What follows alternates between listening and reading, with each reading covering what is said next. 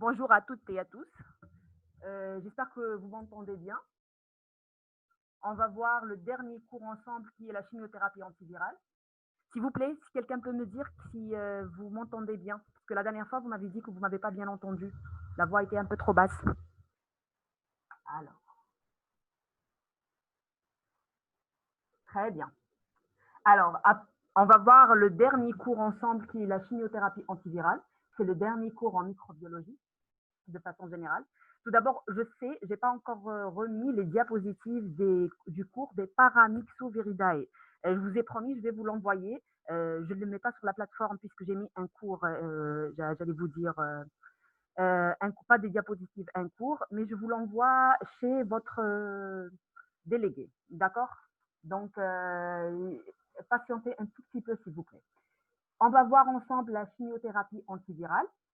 Je vous mets mon adresse mail si vous avez des questions par la suite que pour les différents cours que j'ai pu présenter. Je vous répondrai peut-être pas dans l'immédiat, mais je vous répondrai, je vous assure. D'abord, j'allais vous dire, avant de passer au plan, quelques notions sur la chimiothérapie antivirale. Il faut savoir que ces dernières années, des progrès spectaculaires ont pu être accomplis dans le traitement des infections chroniques par le virus, d'abord du VIH et par la suite pour les hépatites B et C.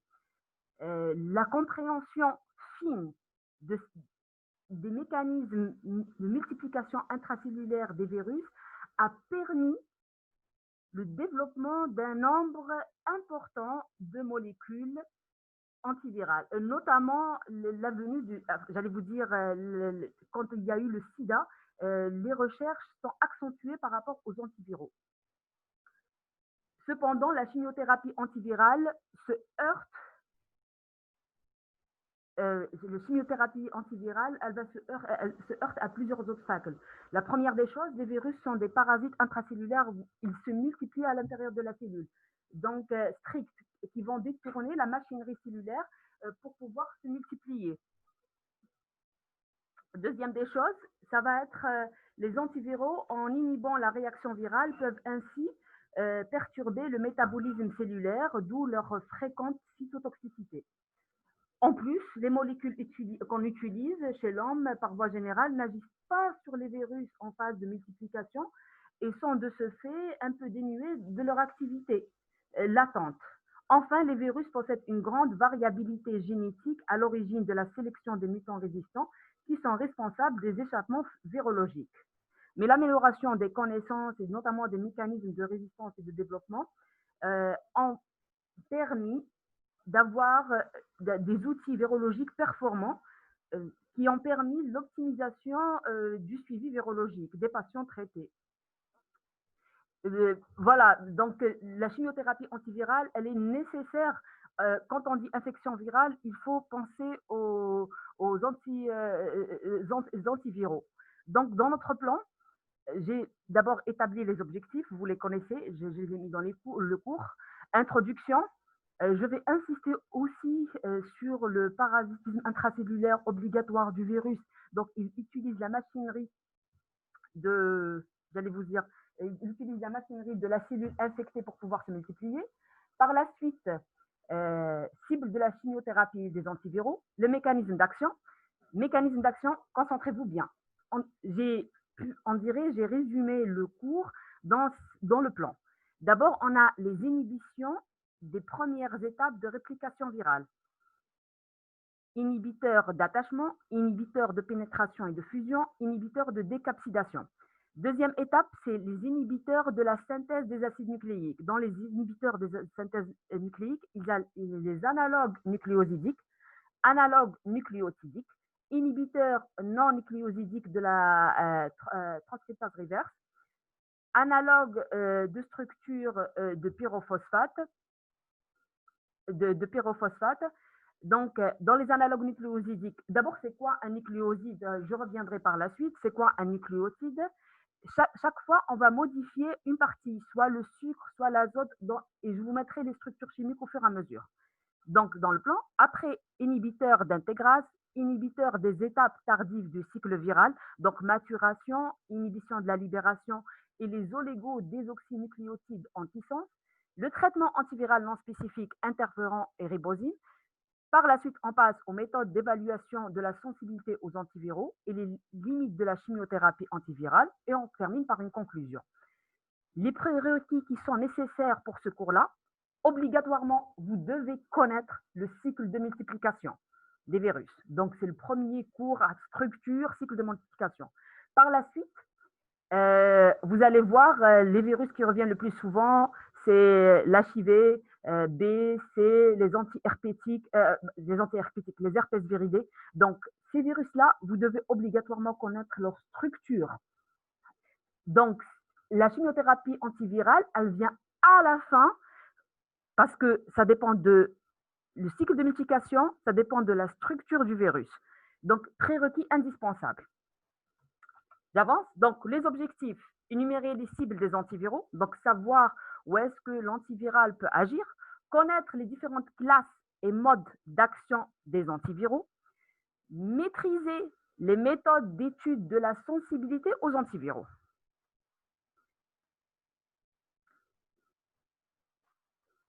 Donc, vous allez voir dans les diapositives, il y a des choses que j'ai détaillées, mais ce n'est pas forcément à apprendre, c'est pour comprendre. Les éléments les plus importants, je les résume toujours par une flèche et je dis donc, c'est ce que vous devez garder en tête. C'est clair? Donc, il y a certains détails, groupements, déplacements, changements. Tout cela, ce n'est pas à apprendre. Parce que quand on parle d'un antiviral, je pourrais inclure la pharmacocinétique, la pharmacodynamie, donc la posologie, mode d'action, bien sûr, c'est automatique. Tout cela rentre en toutes les indications. Donc, moi, à la fin, donc je parle, mais à la fin, le plus important, je le mets dans une diapositive, je dirais laquelle. En introduction, les premiers traitements antiviraux datent des débuts des années 1960. La difficulté de cette approche thérapeutique vient de la multiplication virale intracellulaire stricte, je viens d'en parler, ce qui impose des molécules actives au sein des cellules mêmes. Deuxième point, c'est la diversité de la réplication des virus à ADN ou à ARN qui va imposer le développement de médicaments spécifiques à chaque infection virale. Je ne parle même pas de la diversification génétique, la modification génétique par mutation. Il est à noter, bien sûr, je l'ai dit au début, que grâce à l'épidémie du sida, le nombre d'antiviraux, pardon, c'est pas en majuscule, a beaucoup augmenté. Qu'attendons-nous d'un bon antiviral? Qu'il fasse quoi? Idéalement, qu'il soit virucide. Deuxième point, qu'on puisse l'utiliser en phase aiguë, donc qui va permettre la réduction de la gravité et de la durée des symptômes, exemple la grippe. En phase aiguë de réactivation, l'exemple type, c'est les herpès viridés, retour à l'état de latence, herpès labial ou herpès génital. En phase chronique, c'est l'amélioration clinique de l'hépatite B, voire la guérison, et de l'hépatite C. Pardon, là donc, c'est pas à apprendre, c'est seulement qu'ils soient virucides. On va voir la différence entre virostatique et virucide, qu'ils agissent en phase aiguë, c'est tout à fait logique. Il faut savoir que les antiviraux n'agissent pas dans l'état de latence, donc qu'ils soient efficaces dans la phase aiguë de la réactivation, et bien sûr qu'ils agissent en phase chronique. Qu'il induit une diminution de la contagiosité et de la réduction de transmission, notamment materno-fétale pour le HIV, qu'il respecte les synthèses cellulaires normales, et enfin qu'il inhibe la synthèse des constituants viraux effectués sous le contrôle du génome viral. C'est clair? Ceci nous permet de distinguer deux types d'actions antivirales. La substance virucide, donc qui va tuer, qui va inactiver le virus. Généralement, c'est par de la forte chaleur ou le javel, mais par rapport à la pandémie dans laquelle on est, le coronavirus, vous voyez bien que il faut forte chaleur, il faut atteindre 60 degrés, 56 degrés plus exactement. Et ce n'est pas le cas. Donc, vous voyez, la pandémie, elle est au plus fort alors qu'il fait chaud. En général, incompatible avec une thérapeutique par voie générale, désinfection des locaux ou bien matériels. Donc, les substances virucides ne sont utilisées que pour la désinfection. Les substances virostatiques, et c'est ça nos antiviraux, ce sont des substances qui vont empêcher la multiplication virale. Cible des antiviraux. Donc, le développement de la chimiothérapie antivirale vient d'une meilleure connaissance du cycle de multiplication virale. C'est pour ça que je vous ai dit, c'est un prérequis. Il faut faire la multiplication virale pour passer. D'ailleurs, la multiplication virale et structure, c'est le premier cours. La chimiothérapie antivirale, c'est le dernier cours. Les étapes de ce cycle, ce sont les cibles des antiviraux.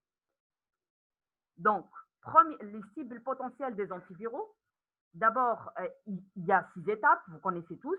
Première étape, c'est l'attachement, la fixation du virus sur des récepteurs de la membrane cellulaire. Deuxième étape, c'est la pénétration par endocytose ou bien fusion.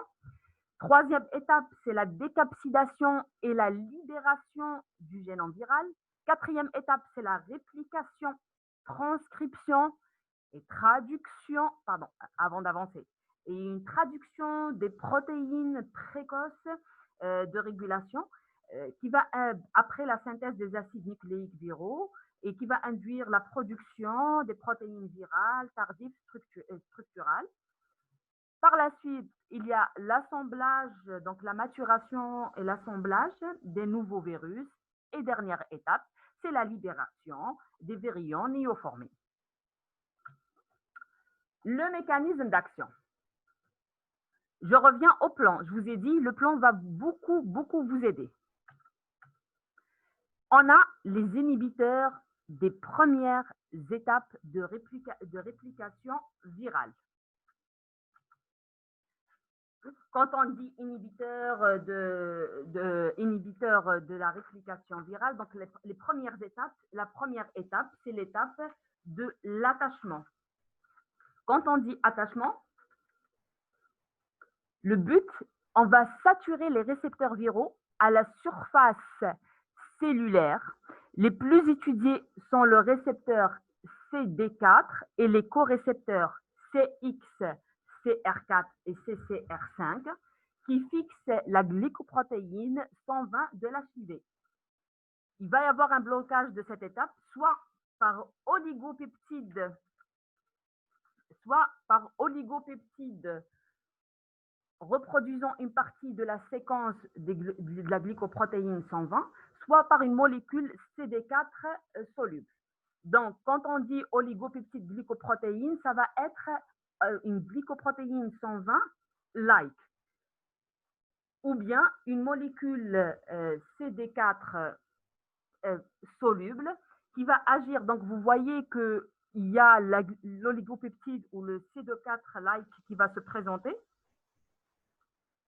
Qui va se présenter. Excusez-moi, une minute. Oui.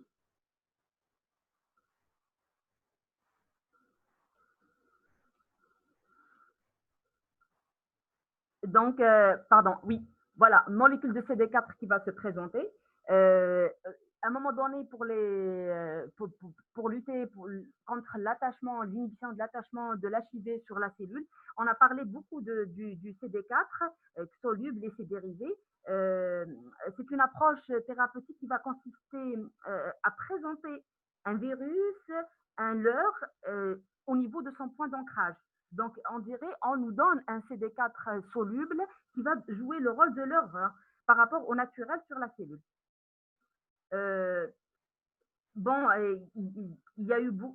Ils ont beaucoup parlé du CD4 par rapport aux solutions qu'ils peuvent apporter, mais bien sûr, il y a des inconvénients et du coup, la démarche n'est pas encore poursuivie. Cependant, les essais in vivo ont à ce jour échoué à cause de quoi? Leur faible affinité pour leurs substrats respectifs, leur faible résistance à la dégradation. Donc, ils ont un temps de demi-vie réduit. Quand tu me donnes une glycoprotéine-like ou bien un CD4 soluble, mais le temps de demi-vie est très court, donc il n'y a pas le temps de l'attachement. Ils n'ont pas le temps de jouer le temps de l'heure. Les corécepteurs CXCR4 et CCR5 sont des récepteurs naturels des chimiokines et leur blocage fait craindre des effets secondaires. Des résultats encourageants ont été obtenus grâce à une molécule. Cette molécule, c'est le Mareviroc.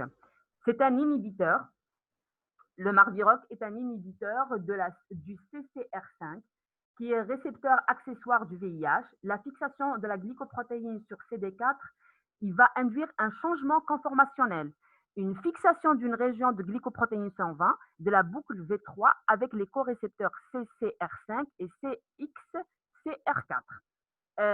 Je vous en parle, c'est pas pour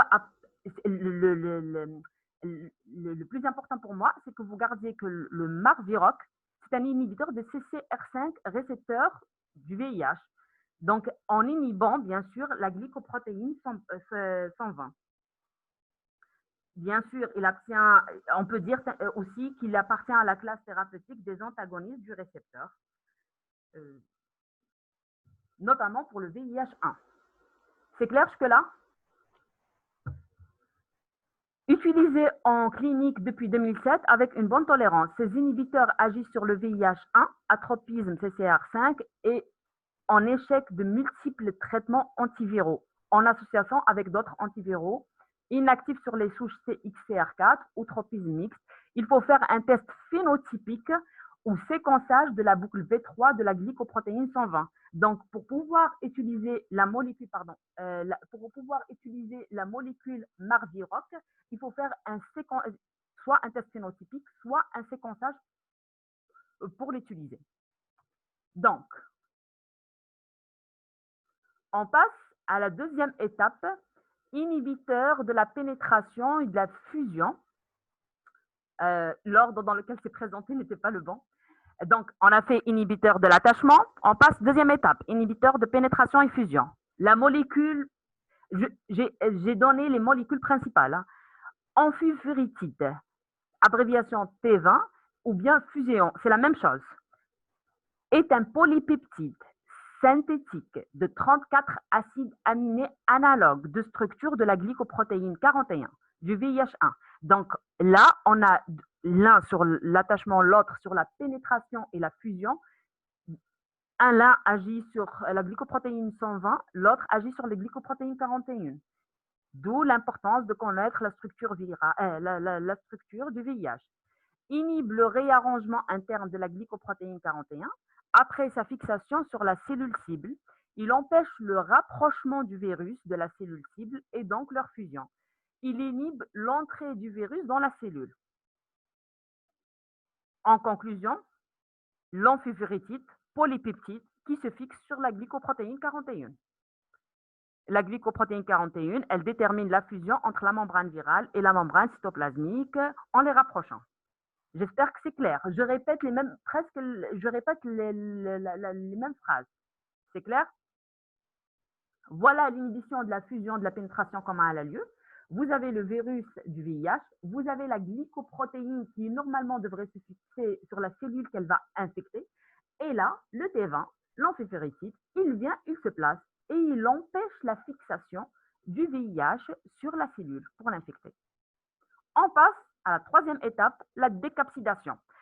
Je suis toujours dans les étapes précoces de multiplication. Deux molécules phares, amantadine, rémantadine, Montidax. Il n'est pas indispensable de connaître la dénomination commune. Il est indispensable de connaître la dénomination commune internationale, c'est pas forcément les marques. D'accord? Amantadine, rémantadine. Elles vont bloquer l'activité de la pompe à proton M2. Là, c'est la structure de la grippe. Il doit y avoir un prérequis de la structure de la grippe. Des virus de la grippe de type A, empêchant l'acidification de l'intérieur des virions et par conséquent leur décapsidation.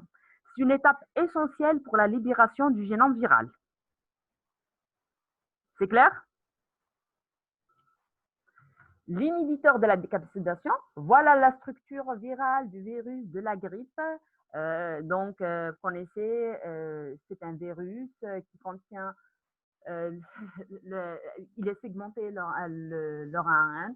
Donc, vous avez la pompe, l'enveloppe intérieure, et vous avez la pompe M2. Et l'amantadine et la rémantadine vont venir se fixer de telle façon qu'ils vont empêcher l'entrée des H+, et de l'acidification. L'indication est efficace surtout à titre de quoi? prophylactique et même parfois prophylactique bien sûr et curative, surtout lors des épidémies et chez les immunodéprimés qui répondent peu au vaccin. Mais la résistance survient rapidement et la souche mutée conserve sa virulence. Effet neurologique chez les personnes âgées qui est très élevé, qui va limiter l'emploi, et surtout pour l'amantadine, contre-indication la grossesse, l'allaitement, l'insuffisance rénale aiguë. Donc, il est généralement utilisé chez les personnes à risque, avec de grandes contre-indications.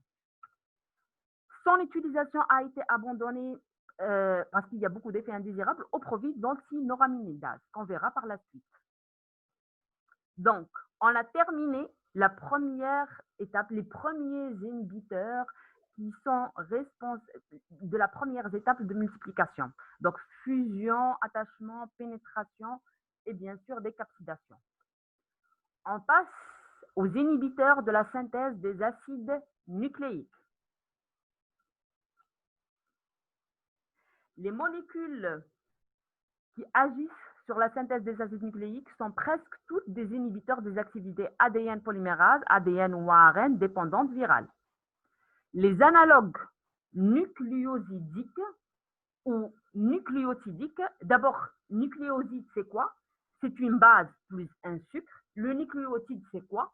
C'est un nucléoside plus phosphate. C'est clair? Le terme nucléoside, base plus sucre, nucléotide, on peut dire base plus sucre plus phosphate.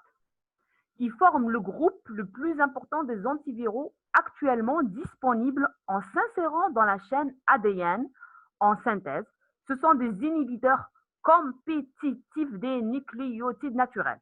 C'est clair? Donc, si je pose par rapport à la question, vous devez savoir que ce sont des inhibiteurs compétitifs des nucléotides naturels. Cependant, d'autres molécules sont disponibles qui inhibent l'activité de la transcription inverse par un mécanisme non compétitif. Les inhibiteurs des polymérases virales sont présentés par famille chimique plutôt que par mode d'action.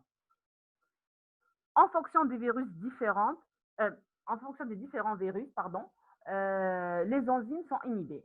Dans la famille des Retroviridæ, donc l'ARN viral qui devient l'ADN viral grâce à la transcriptase inverse, donc on va inhiber la transcriptase inverse. Pour les Picornaviridae, l'ARN simple brun polarité positive qui devrait être un ARN qui doit devenir un ARN négatif grâce à une ARN réplicase. Donc, l'herpès viridae, l'ADN polymérase viral est 30 fois plus sensible à l'acyclovir Zovirax dans sa forme active que l'ADN polymérase cellulaire équivalent. Analogue nucléosidique. Je répète, base, nucléoside, base plus sucre. Ce sont des molécules artificielles obtenues par modification d'un sucre ou d'une base. La structure générale des analogues, c'est quoi? On va modifier un de ces éléments. Donc, on va modifier d'abord la rupture du cycle. Ça va être une molécule acyclique. Le type, je vous nomme, mais ce n'est pas à connaître par cœur. L'acyclovir, ganciclovir, penciclavir. Il va y avoir une substitution de l'atome O. Donc, c'est ça la modification. Il peut y avoir une modification de la base azotée B, par exemple, par un autre élément. Remplacement du sucre par un autre. L'addition de groupements fonctionnels et la modification de l'hydroxyle. Ce sont des promédicaments qui doivent pénétrer dans la cellule et subir une triphosphorylation pour former des molécules actives. Cette phrase est importante et je vais la répéter plusieurs fois. Promédicaments qui vont subir une triphosphorylation pour former des molécules actives. Elles sont effectuées par des enzymes virales lors de la première phosphorylation. L'exemple, l'herpès virus, les herpès viridae de façon générale, herpès virus 1 et 2, virus zona varicelle, c'est la thymidine kinase. Le CMV, on va faire une phosphotransférase ou bien par une kinase cellulaire où il y a 3 phosphorylations successives. Je m'explique. Voilà le schéma. Ah, pas encore, pardon. L'activité spécifique des enzymes virales ont une affinité particulière pour ces molécules par rapport aux enzymes cellulaires.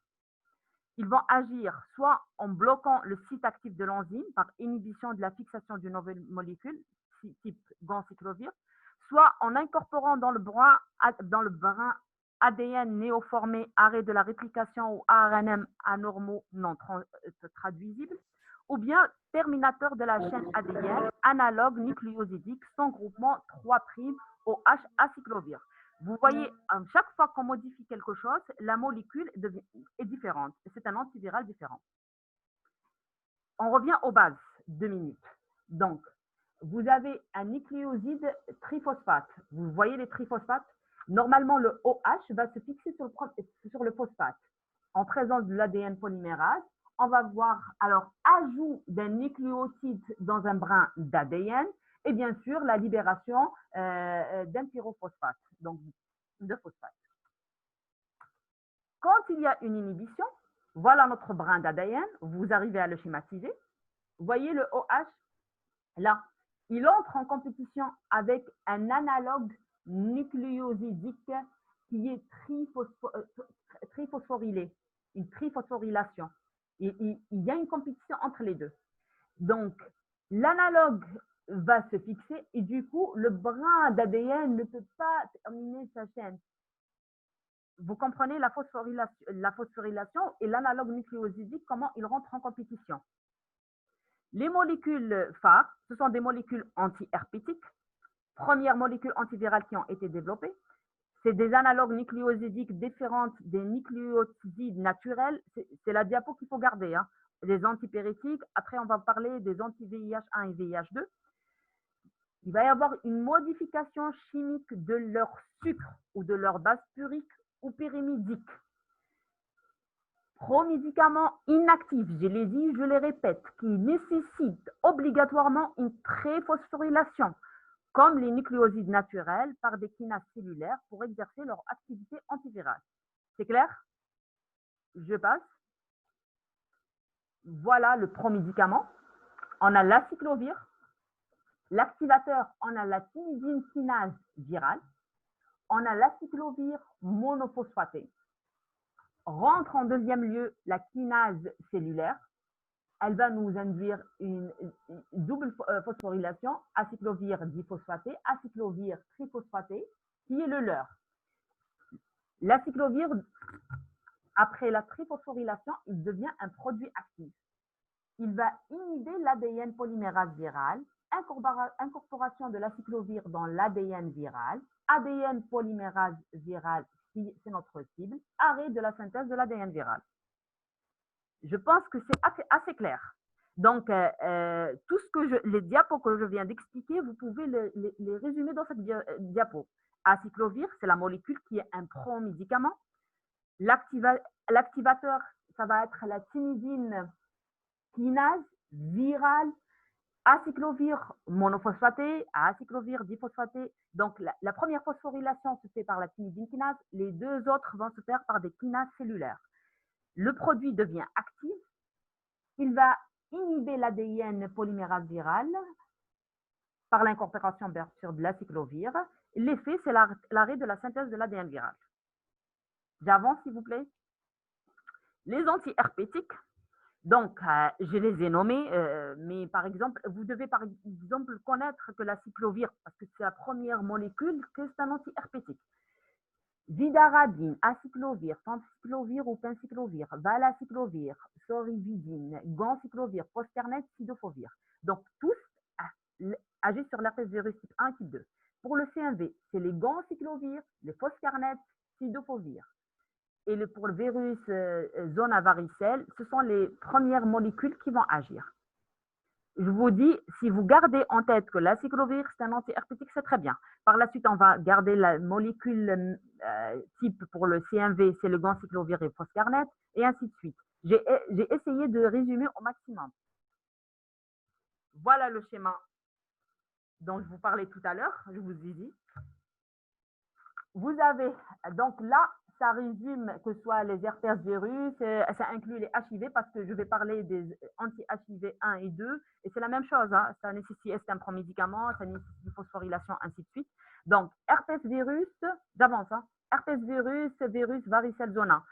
ACV, c'est l'acyclovir. Donc, vous voyez là, dans le bleu, ce sont les abréviations de différentes molécules. Je ne vous demande pas d'apprendre les abréviations. Je vous ai dit, gardez en tête la molécule, la molécule de tête, la principale molécule ou celle que je répète souvent.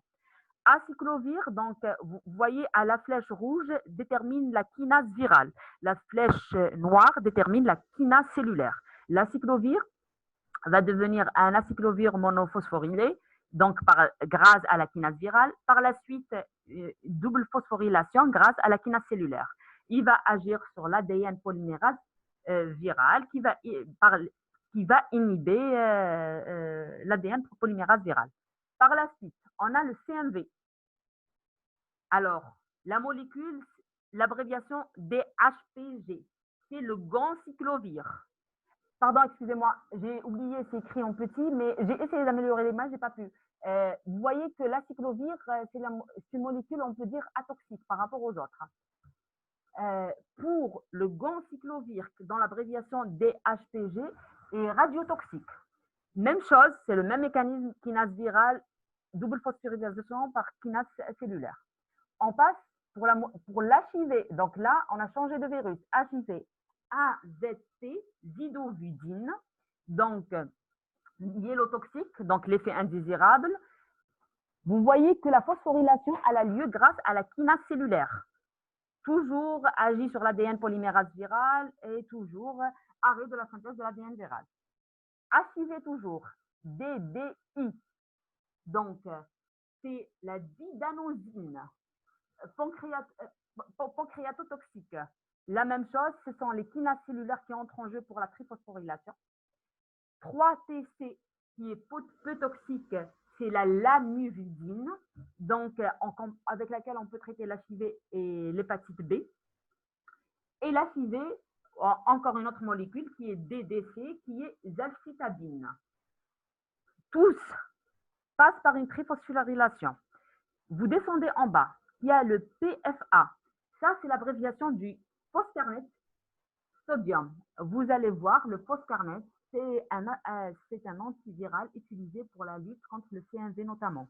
L'herpès virus, les herpès viridés de façon générale, mais il a une très bonne action sur le CMV. C'est clair? Pour le principe et pour vous dire, bien sûr, il y a des molécules qu'on peut utiliser par rapport à plusieurs virus. Et par la suite, on parlera aussi des associations. J'avance. Donc, le but, c'est l'inhibition de l'ADN polymérase viral par encombrement du site actif de l'enzyme. Blocage de la chaîne d'élongation qui est irréversible. C'est les mots-clés. C'est clair? Comment ça se passe? Donc, voyez votre matrice, il y a les différentes, donc les bases pyrimidiques. J'ai pris l'exemple de la zidovudine qui vient se placer au groupement hydroxylé OH et du coup, il y aura un terminateur de chaîne d'absence de radical O3. Donc, c'est par compétition qui vient se fixer. J'avance.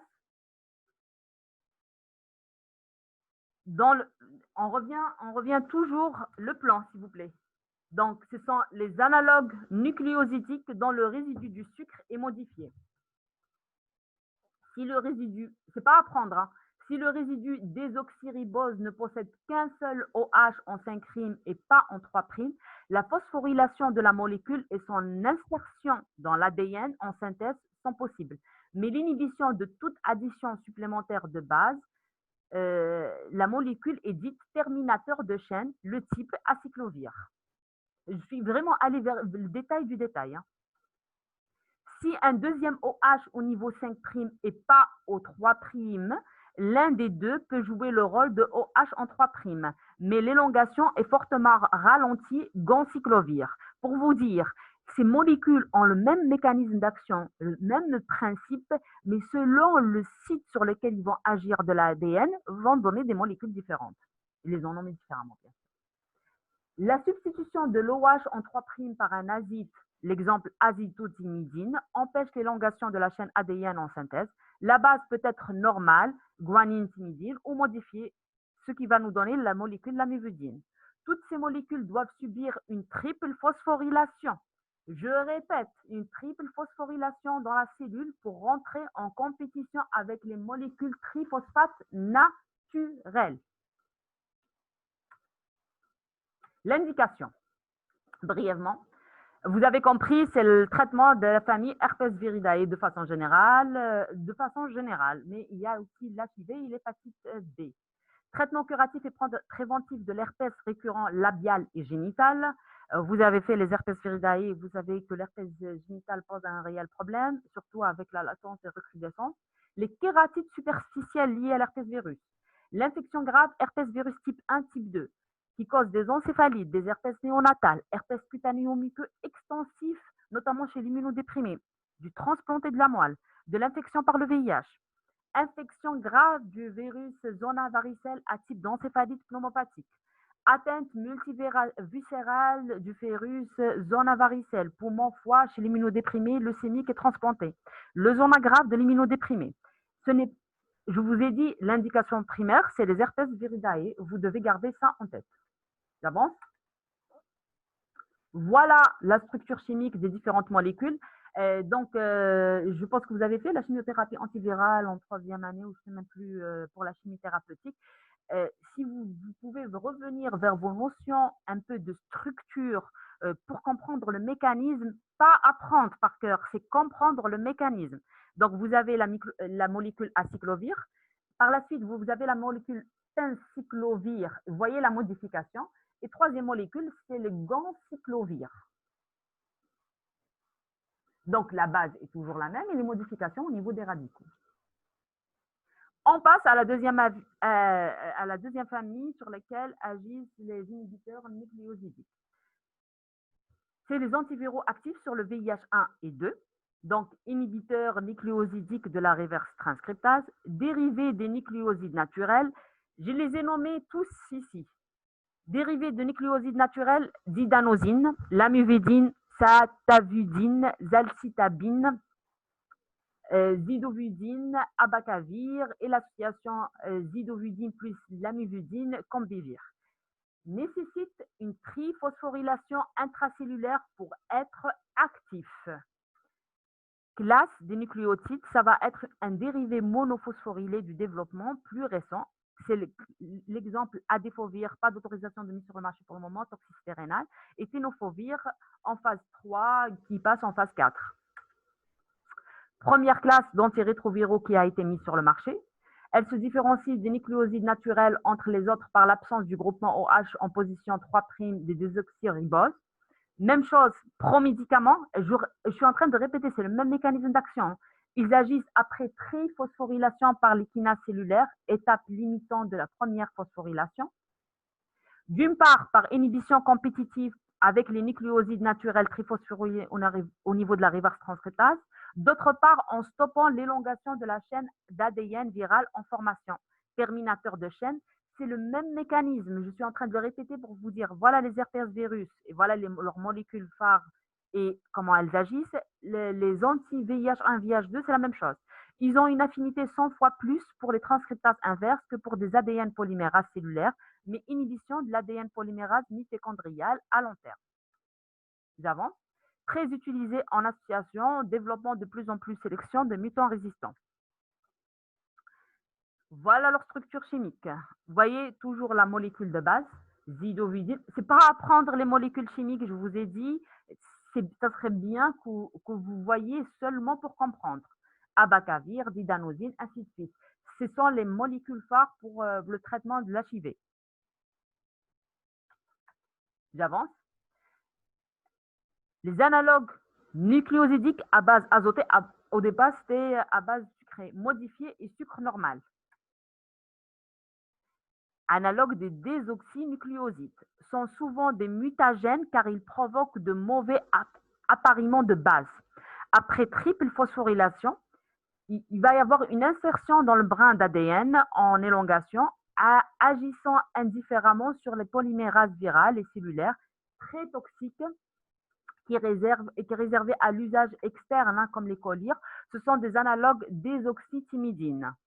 Donc, les molécules hydroxyuridine ou bien trifluoridine, traitement de l'herpès oculaire et cutané. Ribavirine, très connu, analogue de la guanisine dont le noyau pyrimidique est ouvert et incomplet avec seulement un azote et un carbone, le sucre est un ribose. Spectre d'activité qui est très large, ARN, ADN. La forme active est la forme monophosphatée. Le mode d'action n'est pas connu avec précision. Elle agit vraisemblablement en inhibant l'enzyme. J'avance. On passe aux analogues nucléotidiques, les phosphoformates acycliques. Ces molécules possèdent un phosphate lié directement à un carbone d'une chaîne remplaçant le désoxyribose. Ce sont des terminateurs de chaînes qui entrent en compétition avec des nucléotides naturels. Tenofovir, traitement des infections HIV active aussi sur l'hépatite B. Entecavir, spécifique du virus de l'hépatite B. Cidofovir, analogue de la citidine, agit sous forme diphosphate qui est forme active. Le spectre est large, virus à ADN et ARN. Et bien sûr, l'adéfovir qui est analogue adénine active sur le VIH, mais abandonné dans cette indication. En revanche, il a été de très bonne activité sur le virus de l'hépatite B actif. J'avance. On passe là aux inhibiteurs non nucléosidiques de la reverse transcriptase. L'abréviation inhibiteur non nucléosidique, reverse ou transcriptase inverse, les deux ça marche. Les inhibiteurs non nucléosidiques de la transcriptase inverse constituent une famille d'antirétroviraux. Structurellement, elle est chimiquement différente des analogues nucléosidiques et se sont révélés des inhibiteurs puissants et très sélectifs de la transcriptase inverse.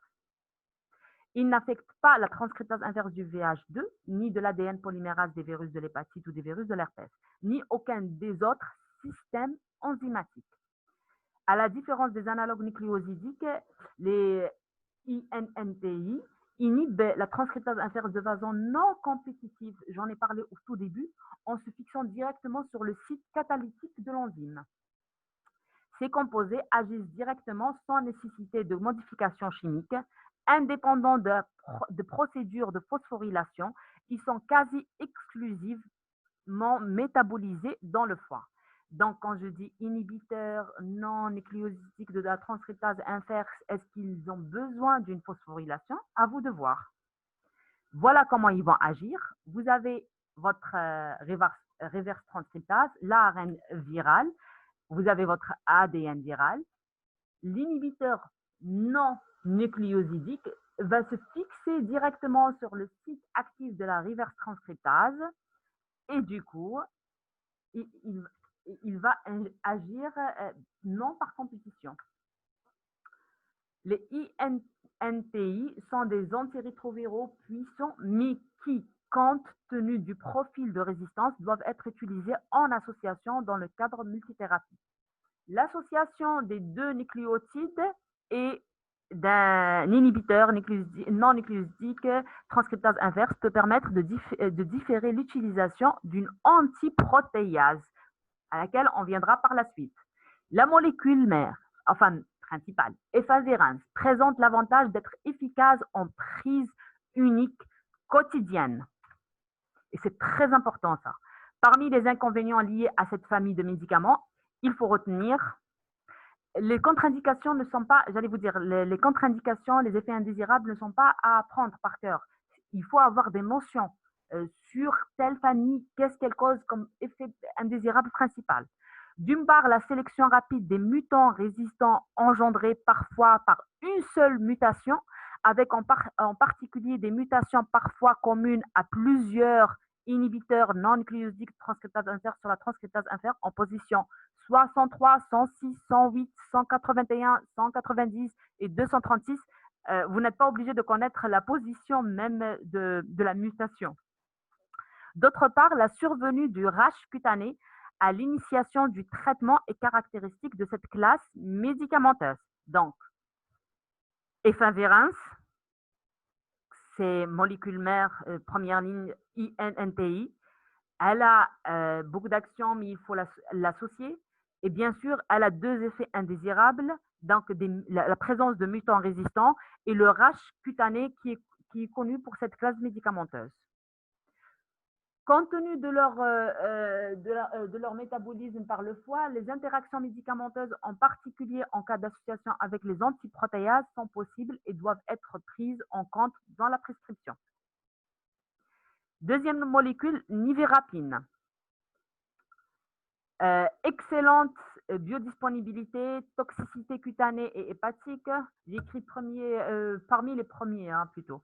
Existe en comprimé, donc libération prolongée. C'est des détails. J'ai enlevé, je vous ai dit déjà les posologies, la pharmacocinétique, la pharmacodynamie pour chaque médicament. Alors qu'en tant que pharmacien, peut-être ça pourrait vous être utile. Mais l'objectif n'est pas là. L'objectif dans la chimiothérapie antivirale, que vous sachiez le mécanisme d'action, quelques molécules phares. Ces quelques molécules phares, elles agissent sur quoi? Voilà, c'est le principal pour moi. Efavirenz, dans une bonne diffusion dans le LCR, toxicité cutanée et neuropsychiatrique. Contre-indication à la grossesse, la résistance est croisée entre ces deux molécules. L'étravirine reste active en cas de résistance par mutation. Donc, c'est pour ça que j'ai parlé tout à l'heure des mutations. Donc, il y a certaines mutations où il y a des molécules qui restent actives et d'autres non, qui rend inactifs les deux autres molécules. Sa barrière génétique est robuste. Deux molécules en phase d'essai clinique, l'ercivirine et la rilipirivirine, qui restent actifs sur des souches résistantes par mutation. J'avance. Inhibiteur non nucléosidique de la reverse transcriptase. Donc, le résumé, c'est la planche que vous devez garder en tête. Inhibition très sélective de la reverse transcriptase, VIH1, pas celle du VIH2. Inhibition non compétitive de la reverse transcriptase en se fixant directement sur le site catalytique de l'enzyme. Donc, mode d'action diffère du nucléoside artificiel. J'espère que c'est clair. Ne nécessite pas de phosphorylation préalable. J'ai mis 3 molécules, niverapine, efavirenz, délavirdine. Apparition très précoce de mutants résistants, résistance croisée. Je pense que c'est assez résumé. C'est clair?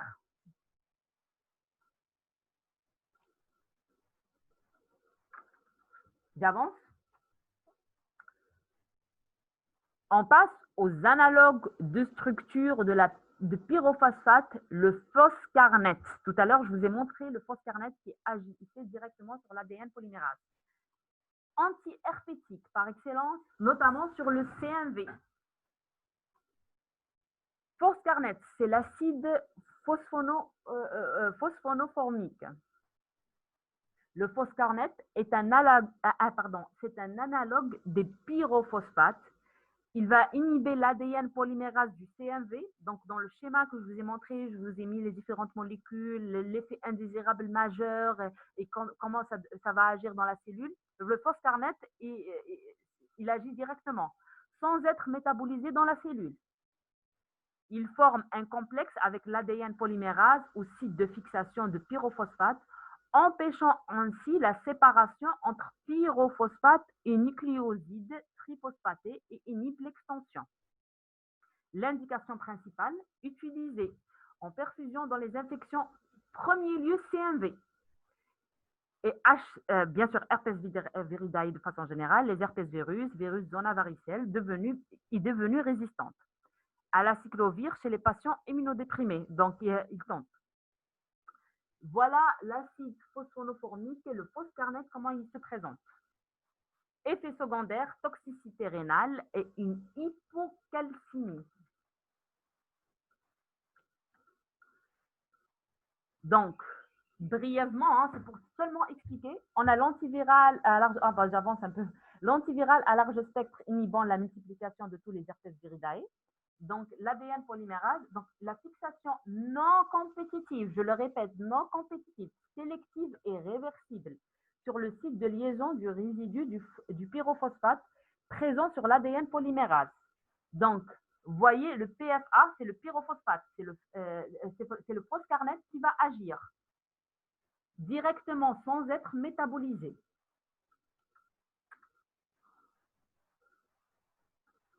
On passe à une autre étape, donc les inhibiteurs de l'intégrase.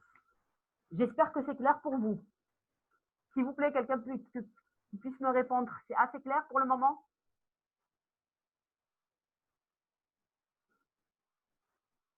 Très bien. Alors,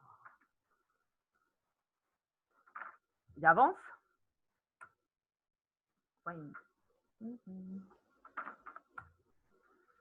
On a les molécules, on parle des inhibiteurs de l'intégrase, donc ils vont inhiber l'intégration. Ce sont des molécules, enfin on va en parler.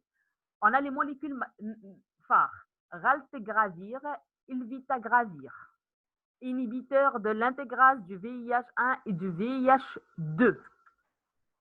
Inhibition de l'activité catalytique de l'intégrase. Donc, c'est une enzyme, j'ai oublié de terminer, enzyme codée par le virus nécessaire à la réplication virale. L'inhibition de l'intégrase empêche l'insertion covalente ou intégration du génome du VIH dans le génome de la cellule hôte. Les génomes du VIH qui ne s'intègrent pas ne peuvent pas donner lieu à la production de nouvelles particules virales infectieuses.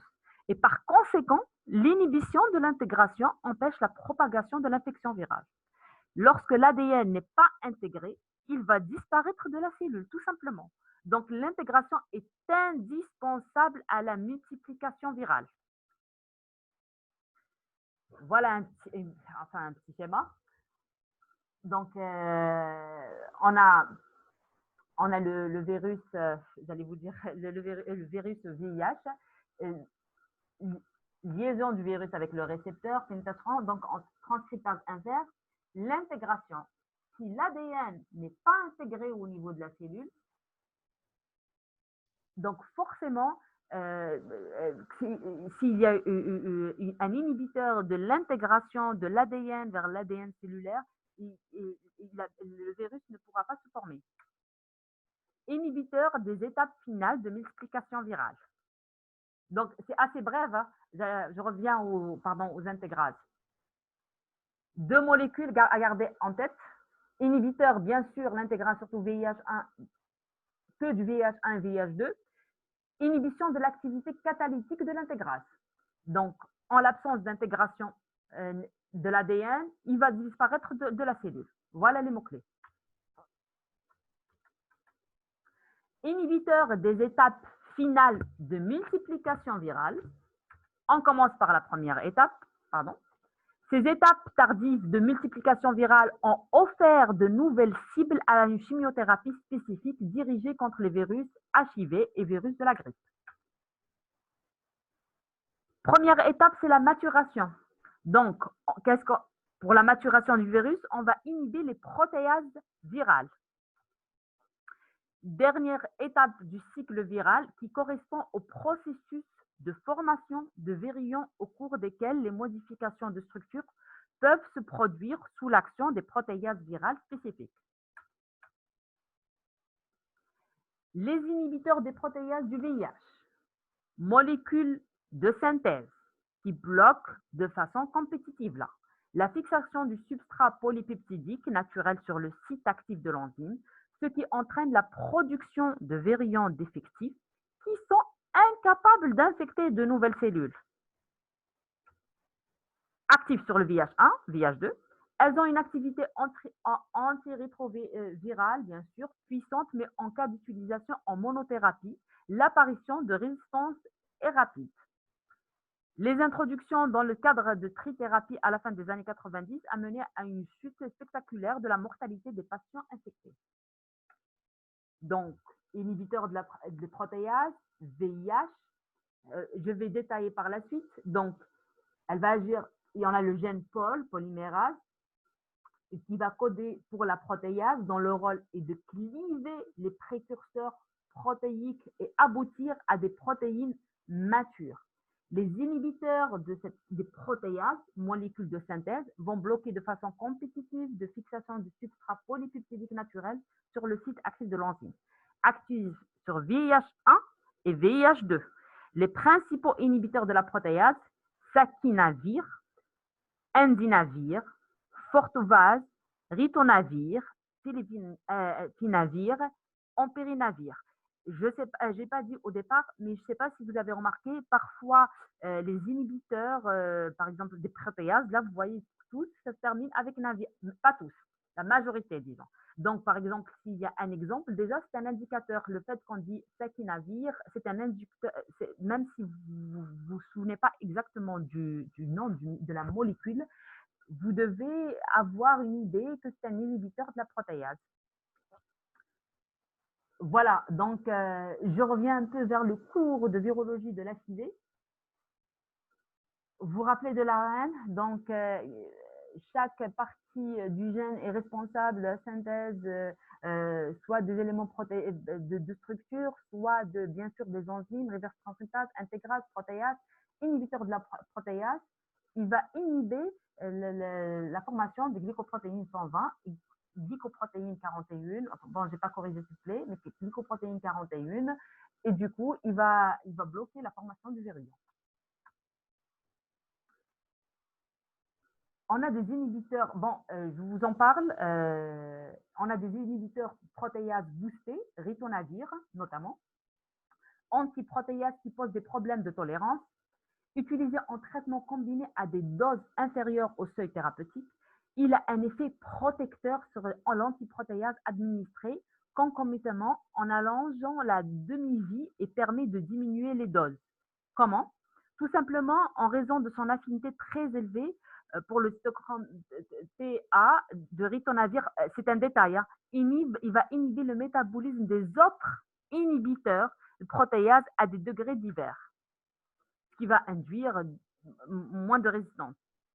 Inhibiteur de protéases combinées, lopinavir, ritonavir, fosempromanavir, ritonavir, sakinavir et ritonavir. Donc, il va aider, il va booster la résistance, j'en parle brièvement. L'émergence de souches HIV résistantes est toujours à craindre. Le gène de la protéase des virus résistants aux inhibiteurs de protéase porte des mutations situées au niveau ou à distance du site de fixation du substrat. Ces mutations conduisent à une diminution de l'affinité de l'inhibiteur pour l'enzyme. Quelques mutations sont spécifiques de certains inhibiteurs, mais il existe un degré élevé de résistance croisée. Donc, si je vous pose la question, est-ce qu'il y a un degré élevé de résistance croisée par rapport aux inhibiteurs de protéase? Oui. Aux médicaments de cette classe. Aggravé par accumulation des mutations, il existe dans certains niveaux de résistance croisée entre le dorinavir et les autres, par exemple, inhibiteurs protéase. Ce qu'ils ont constaté. Effets secondaires. À l'encours, les effets secondaires à type de lipodystrophie, c'est l'effet secondaire principal. Je ne pouvais pas y passer outre, je voulais vraiment le dire, parce qu'il y a beaucoup de patients HIV qui nous disent que parfois c'est l'effet secondaire ou la caractéristique physique qui peut trahir. Et des troubles métabolisme sont fréquents. Lipodystrophie, donc elle va survenir après 6 mois de traitement généralement. Il réalise une lipohypertrophie. La fréquence de la lipohypertrophie varie selon l'inhibiteur de protéase et la durée du traitement antirétroviral qui va augmenter le risque. Donc là, je vous ai montré une image de la lipodystrophie au niveau, donc à la base du cou et du dos. Elle peut être au niveau du ventre et même au niveau du visage. Troubles métaboliques, observés chez plus de 1/3 des patients sous inhibiteurs de protéase, consiste en quoi? Hypercholestérolémie, hypertriglycéridémie, intolérance du glucose, voire diabète vrai, glycéridémie. Hein. Leur fréquence est variable selon les inhibiteurs de protéase. Les anomalies sont associées à un risque encore mal quantifié de complications cardiovasculaires, voire pancréatiques, donc il faudra vraiment un vrai suivi. Autre effet secondaire, les inhibiteurs protéases peuvent être à l'origine d'hépatite en plus. On passe aux inhibiteurs de protéase pour le virus de l'hépatite C. Aujourd'hui, l'association de l'interféron pigylé et ribavirine permet la guérison d'un patient sur 2. Néanmoins, certains types de virus de l'hépatite C, notamment le génotype 1, sont plus résistants au traitement. cible, c'est la protéase du virus de l'hépatite C. La protéase du virus de l'hépatite C clive la polyprotéine précurseur viral à unique pour donner des enzymes, notamment de réplication à ARN. Les deux molécules, c'est boceprevir et telaprevir. C'est un nouvel arsenal thérapeutique. Leur association avec les traitements actuels permet de doubler les chances de guérison. Ce n'est pas anodin. Donc, trithérapie, boceprevir et telaprevir et interféron pigylé et ribavérine. Donc, voilà l'association qu'on va faire. L'indication, patient infecté par le génotype 1 du virus de l'hépatite C avec une cirrhose en cas d'échec d'ithérapie. La dose des inhibiteurs de protéase ne doit pas être réduite, sinon émergence de souches résistantes et échec thérapeutique. On passe aux inhibitions de la libération de la particule virale. Donc, c'est les antineuraminases, inhibiteurs des neuraminases. Vous avez compris, on va parler de la grippe. On a oseltamivir, zenamivir, ce sont les deux molécules, actives sur le virus influenza, donc de la grippe A et B. Neuraminidase, libération du virus néoformé après le bourgeonnement à la surface cellulaire. Il va être actif seulement si administré précocement, au plus tard 48 heures après le début des signes cliniques. La structure, analogue de l'acide N-acétylneuraminique. Voilà leur structure chimique pour le zanamivir, oseltamivir, le Tamiflu. Peut-être que vous étiez trop jeune, mais j'allais vous dire en 2009-10, la grippe aviaire et le Tamiflu a joué un grand rôle. La cible, neuraminidase. La neuraminidase du virus de la grippe A et B intervient en fin de cycle pour cliver les résidus d'acide sialique qui sont des récepteurs au virus. Donc, je fais un petit rappel. Là, il faut revenir vers le cours de la grippe. Ainsi, elle libère les virions néoformés à la surface de la cellule après leur bourgeonnement, évite leur agrégation, favorise leur diffusion. L'inhibition de l'activité de la neuraminidase entraîne l'absence du clivage de l'acide sialique à la surface des cellules respiratoires infectées, agrégation virale à la surface de la cellule hôte, et l'absence ou diminution du virus libéré. Il faut revenir vers le cours. Vous avez une étape, bien sûr, de bourgeonnement et l'étape de libération des nouveaux virions. L'acide sialique, la neuraminidase, elle libère le nouveau virion. Le Tamiflu, donc, le Tamiflu va agir pour inhiber la libération du nouveau virion. Exactement, voilà. Inhibiteur de la neuraminidase, ça c'est en 3D. Vous avez l'acide sialique au niveau de la cellule. Il coupe la liaison d'hémagglutinin de l'acide sialique terminal. Et là, l'inhibiteur ne va pas le couper. Plus en détail, donc, on a comment le virus grippal se diffuse dans l'organisme. Bien sûr, d'abord, l'infection de la cellule hôte, la réplication dans la cellule, la dissémination du virus, l'infection de la cellule avec la présence d'inhibiteurs de la neuraminidase. Et là, c'est ralenti par la présence en donnant le traitement tôt du Tamiflu. Donc, le virus, il peut toujours utiliser la cellule hôte pour se multiplier, mais il ne pourra pas passer l'étape de la libération. Le médicament va empêcher carrément le virus de sortir de la cellule. On passe aux oligodésoxynucléotides antisens, abréviation ODNA, courte séquence d'une vingtaine de bases spécifiques complémentaires d'un acide nucléique donné. Leur spécificité n'est liée qu'à la séquence choisie. Le plus souvent ADN simple brun résistant aux nucléases par modification chimique. Hybridation spécifique peut se faire sur l'ADN cible, bloquant l'ARN polymérase ADN dépendante, ou bien l'ARNM qui empêche la traduction, la formation d'hétéroduplex, pardon, hétéro, j'ai pas mis les accents, ADN-ARN active l'ARNase de l'hémagglutinin qui dégrade l'ARN de ce duplex en libérant l'ODNA. Je vais m'expliquer. L'ARN viral empêche l'action de la polymérase virale. Donc, une seule application, elle existe à ce jour, c'est la formivirescence.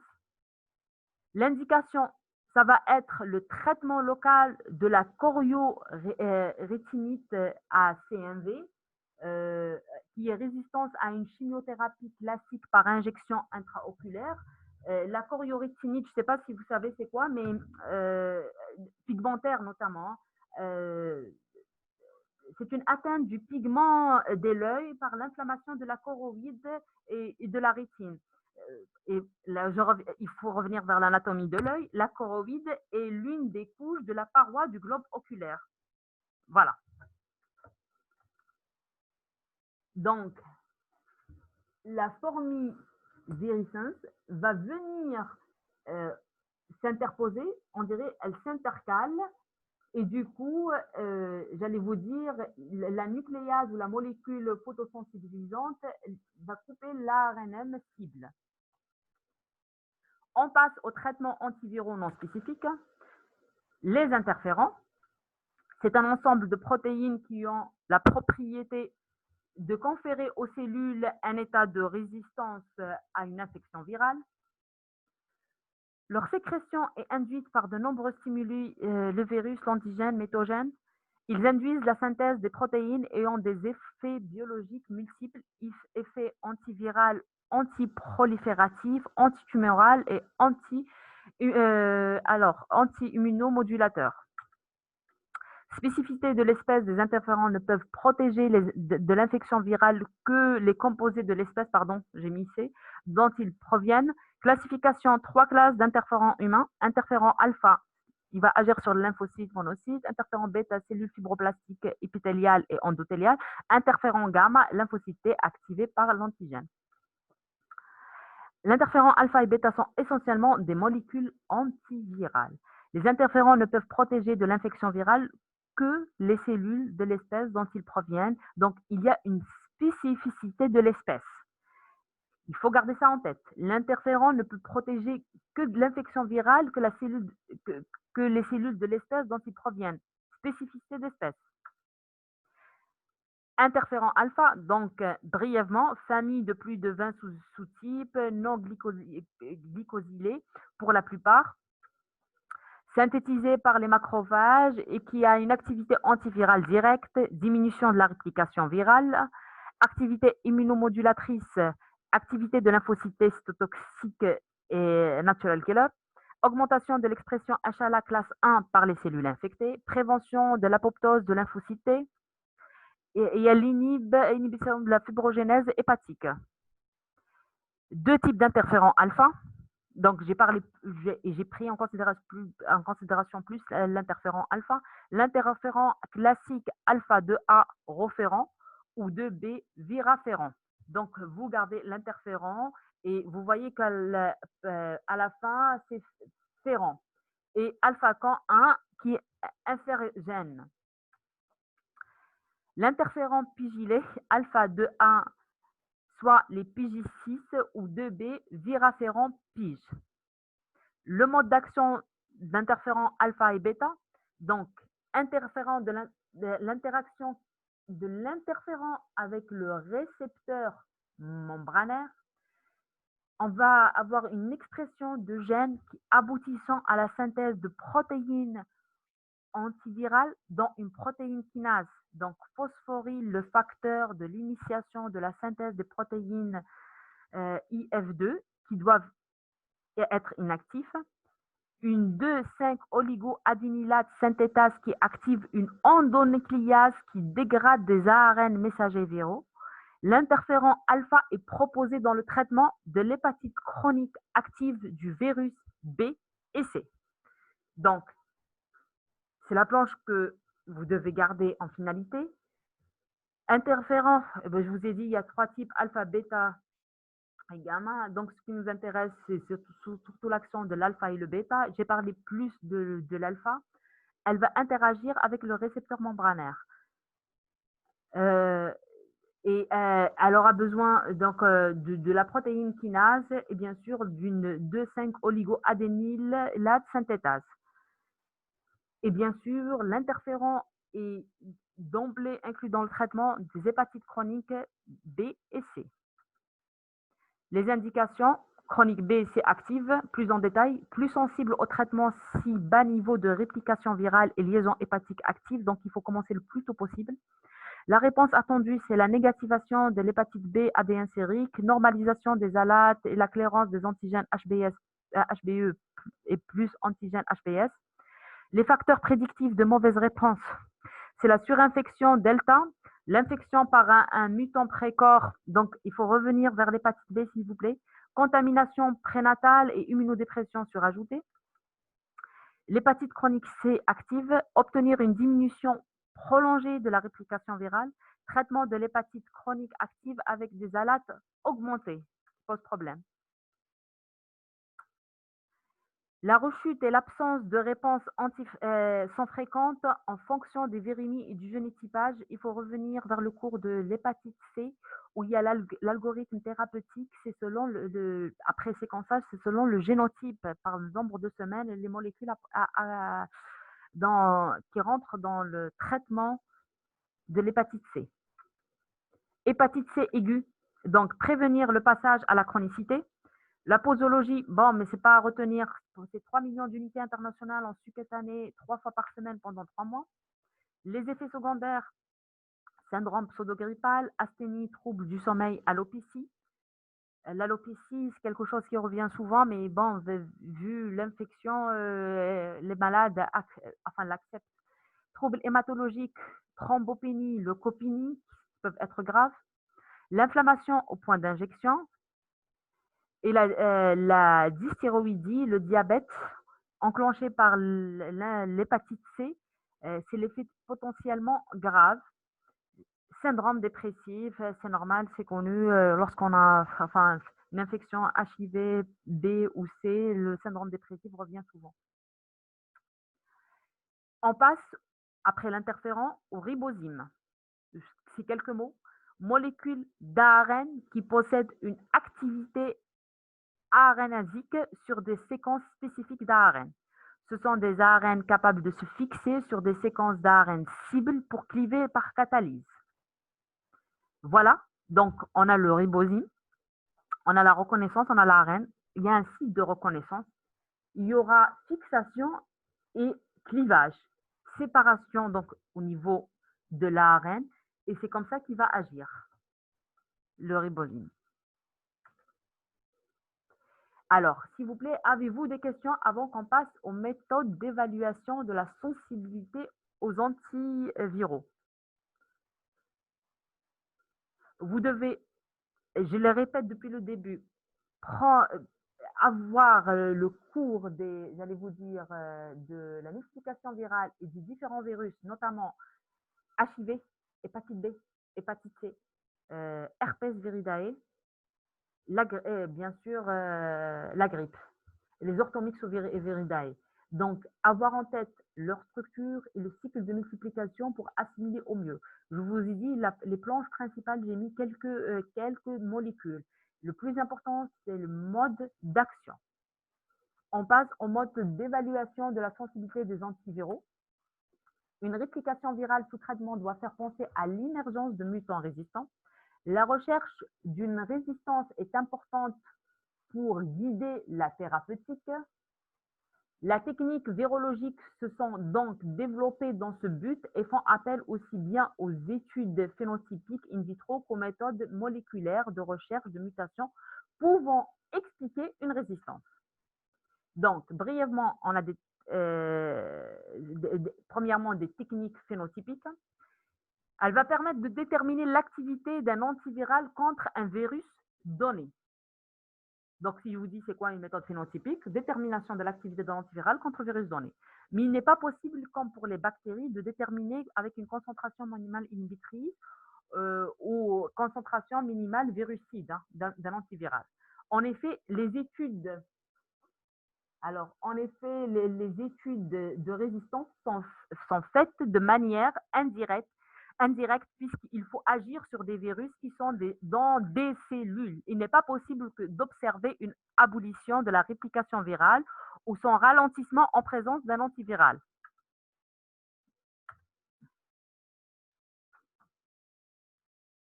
Alors, suivant. Il est difficile de déterminer avec exactitude la concentration à partir de laquelle la croissance virale est complètement arrêtée. On détermine la concentration qui inhibe la moitié, donc concentration inhibitrice 50 ou à 90, concentration inhibitrice à 90, la réplication virale par rapport à un terrain sans antivirus. Mais les valeurs ainsi déterminées sont en fonction de quoi? De la concentration du virus, du modèle cellulaire utilisé, de l'état physiologique des cellules, de l'adaptation du virus à la lignée cellulaire. Donc, cette valeur, la CI50 ou bien la CI90, elle est prédisposée par ces éléments-là. Hein. Concentration du virus, modèle cellulaire utilisé. Attendez, il y a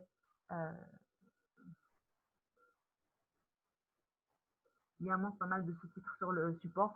Non, le support sur lequel vous allez travailler, c'est le support que j'ai remis en premier. Hein. Là, c'était pour expliquer le mécanisme d'action en soi. C'est clair? Donc, au niveau du support, j'ai essayé de résumer le cours. Et là, puisqu'on avait les 2 heures, donc j'allais vous dire, je me suis étalée un peu plus par rapport au mode d'action et les anti... enfin, j'ai essayé d'expliquer un peu plus en détail les molécules et leur mode d'action. Alors, pourquoi ça ne passe pas? Attendez.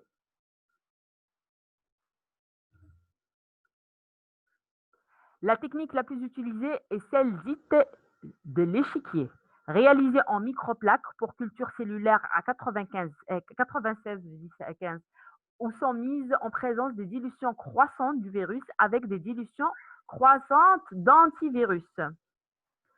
L'activité antivirale peut être estimée par le comptage des plages de lyse ou plages d'infection. Cette méthode est fastidieuse, mais elle est de référence. Alors, je vous montre le nombre de puits comment, quand on dit échiquier. Il ne reste pas beaucoup hein, pour le coup. Hein. Donc, concentration d'antiviral, par exemple pour la cyclovir, et les dilutions du prélèvement.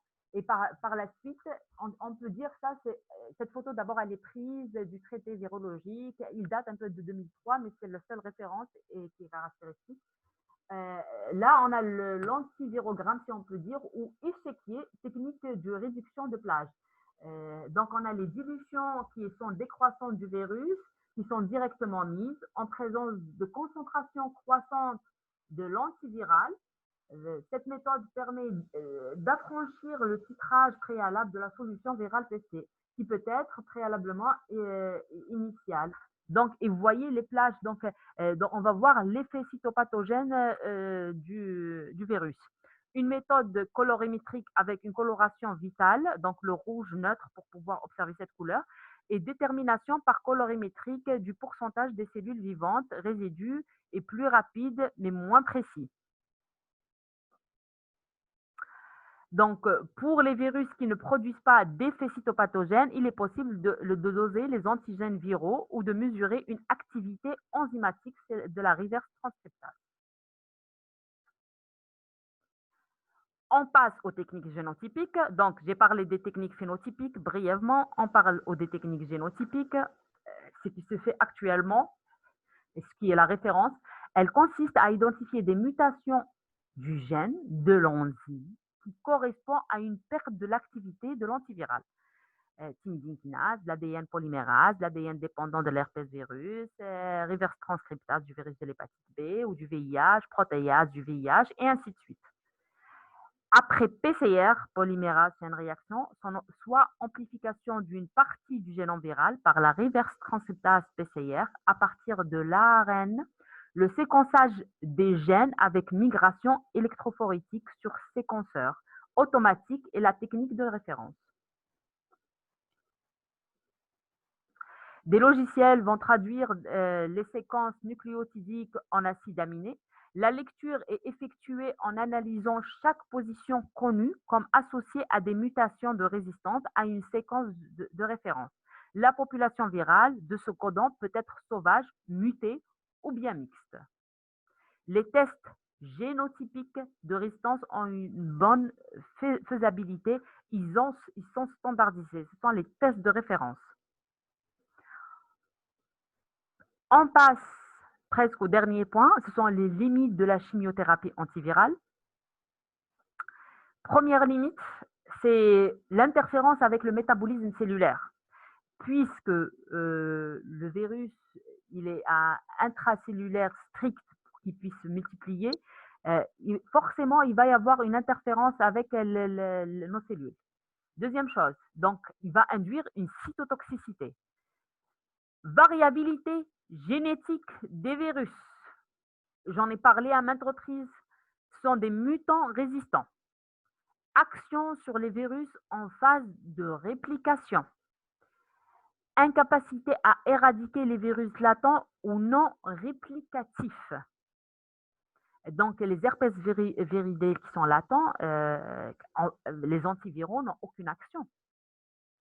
Tous les antiviraux sont virostatiques. Oui, je vais parler au tout départ. Je vous dis, virucide, c'est l'eau de Javel, la chaleur.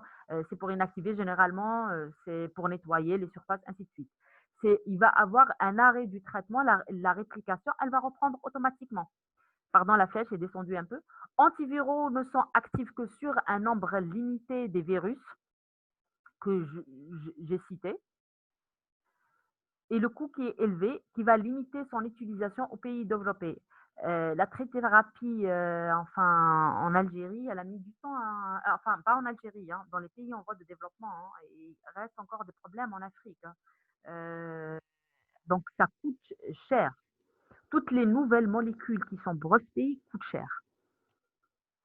En conclusion, donc, plus la variabilité virale est importante, plus le risque de sélectionner une souche résistante est grand. Plus la molécule est efficace, plus le risque de résistance diminue. L'observance au traitement s'avère être un paramètre clé dans la prévention de la résistance. La tolérance, le rythme des prises sont des critères clés. C'est pour ça que je vous ai dit la pharmacocinétique, la pharmacodynamie des molécules est importante quand on veut rentrer dans le détail. La combinaison d'antiviraux peut se révéler indispensable pour des virus ayant un niveau de réplication et un taux de mutation élevé. On doit associer les molécules. Cette nécessité se révélera indispensable pour le traitement de longue durée. L'utilisation irraisonnée de molécules antivirales conduit inexorablement vers la sélection de virus résistants, pouvant se révéler encore plus néfastes que les souches initiales. Merci de votre attention. Donc, j'attends vos questions, s'il vous plaît. Je sais que c'était un peu long. Je vous assure, c'est facile à mémoriser, surtout grâce au plan. Donc, à partir du plan, vous mettez quelques molécules phares, les modes d'action, et vous arriverez à suivre clairement la chimiothérapie antivirale. Et j'ai dit les éléments sur lesquels les plus importants, je les ai répétés à maintes reprises, je les ai écrits à maintes reprises. Donc, j'espère que c'est assez clair. Il y a d'autres éléments qui sont moins, enfin, j'allais vous dire moins intéressants, moins utilisés, et peut-être que je n'ai pas autant détaillé que, par exemple, les analogues nucléosidiques ou nucléotidiques. Donc, c'est parce que leur utilisation est moindre aussi. Alors, avez-vous des questions, s'il vous plaît? Alors, il y a pas mal de modes. Je vous ai dit, il faut suivre le cours. Oui, le mode d'action est le plus important. Les questions d'avant, attendez, je vois. Vous m'avez bien entendu, j'espère.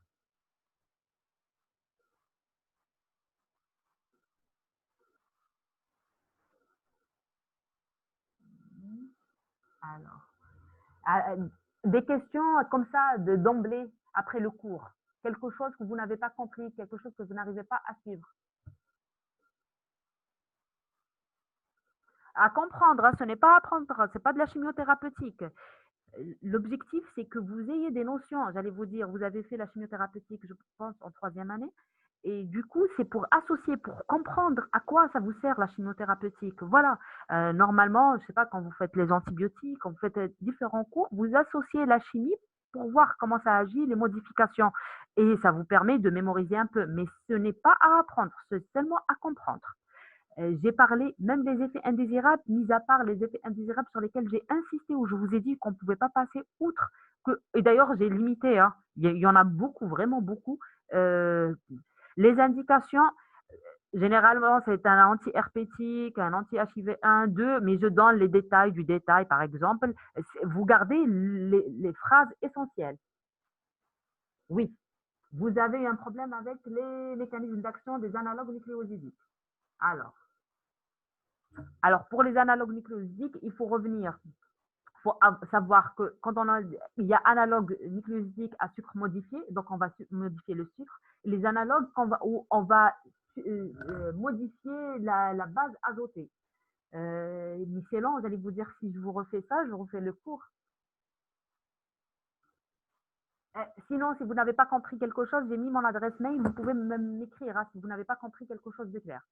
Sur le polycopier que je vous ai remis, est-ce que c'est assez clair? C'est circonscrit, clair, les titres sont...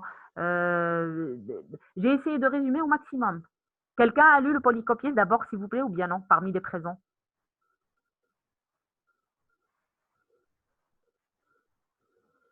Alors, s'il vous plaît. Non, d'accord, d'accord.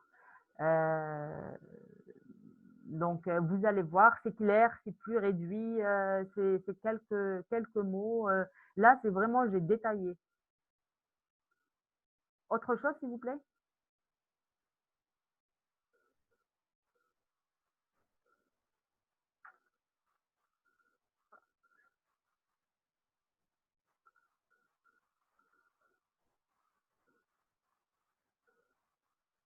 Alors, est-ce que vous avez pu travailler les paramyxoviridae?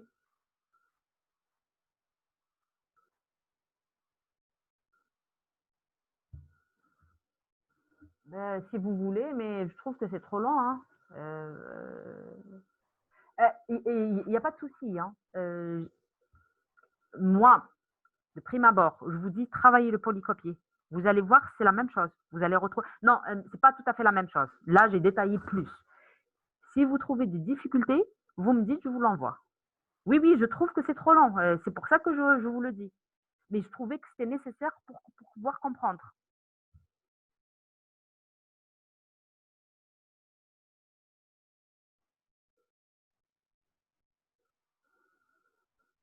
C'est pour ça que je vous dis, ne prenez pas que ça comme référence. Et là, j'ai mis les photos, les schémas, j'ai expliqué, il y avait des phrases longues, mais il y avait les diapos où je disais, j'insiste sur ça, j'insiste sur ces molécules, enfin, ces molécules-là.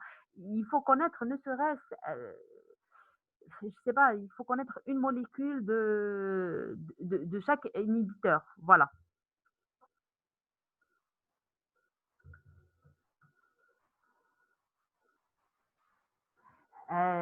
Alors, je vous dis, pardon, la partie virologique, elle est plus facile à traiter que la partie bactériologique. Vous pouvez résumer toute la virologie, euh, je ne vais pas dire en une feuille, hein, mais je parle de la structure et de la multiplication virale. Donc, tout ce qui est structure, par exemple, vous pouvez mettre les virus à ADN seul, les virus à ARN seul. Et à partir de là, vous pouvez mettre les virus enveloppés et les virus nus. Et de là, vous partez des virus segmentés et non segmentés. Donc déjà, pour pouvoir classifier les différents virus.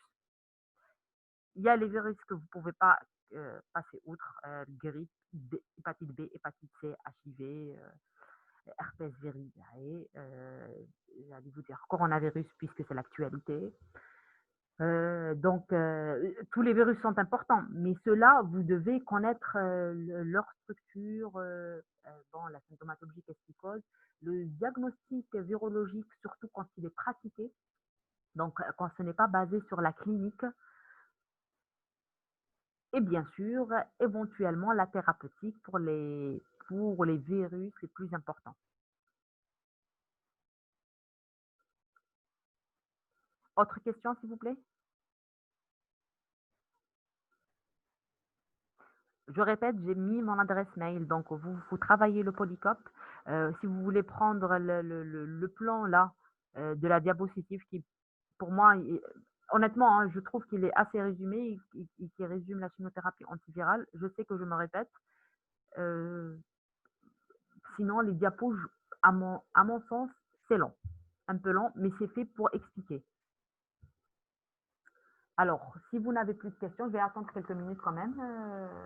Vous pouvez revenir vers le Polycop, hein, vous pouvez lire en parallèle et vous me dites, hein, on a encore, je pense, quelques minutes ensemble.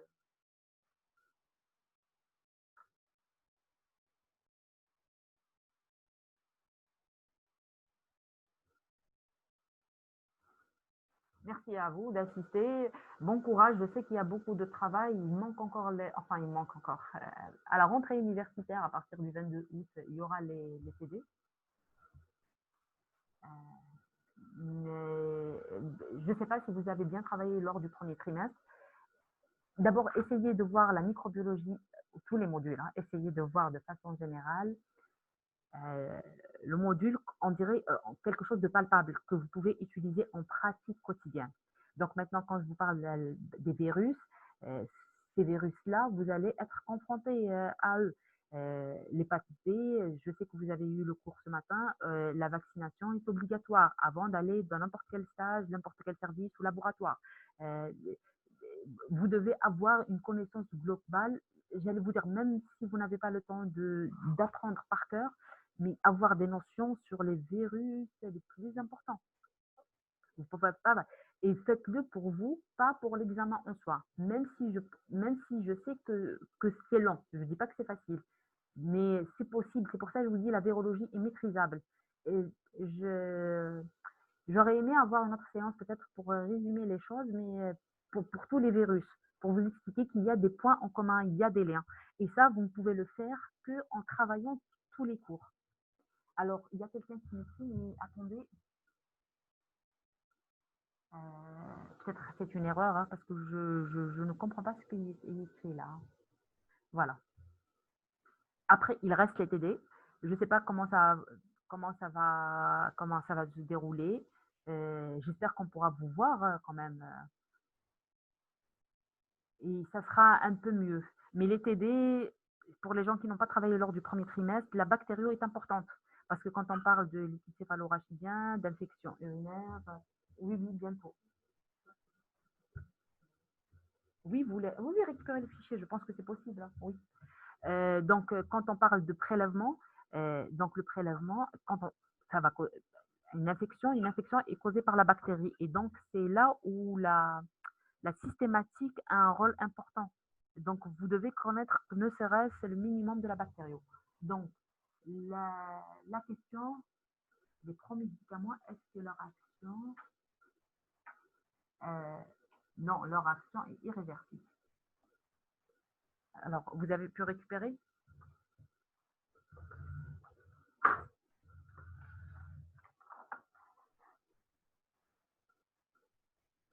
Alors, récupérer.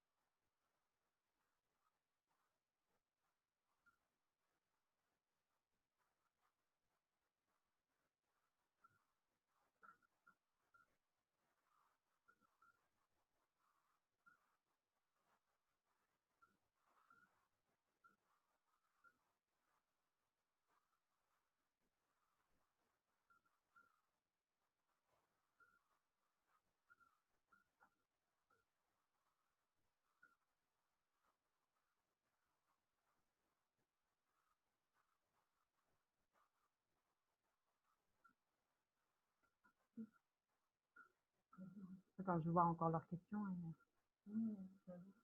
Je sais pas. Ah, pardon. Ah, vous cherchez le fichier.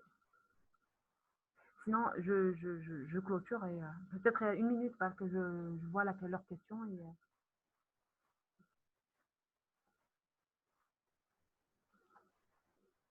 toute façon, c'est l'heure. Les participants sont partis déjà. Bon. Si vous avez des questions, vous pouvez m'envoyer par adresse mail. Donc, j'allais vous dire bon courage à vous et à bientôt. Vous avez pu le récupérer? Ah, d'accord, merci. Ah, d'accord.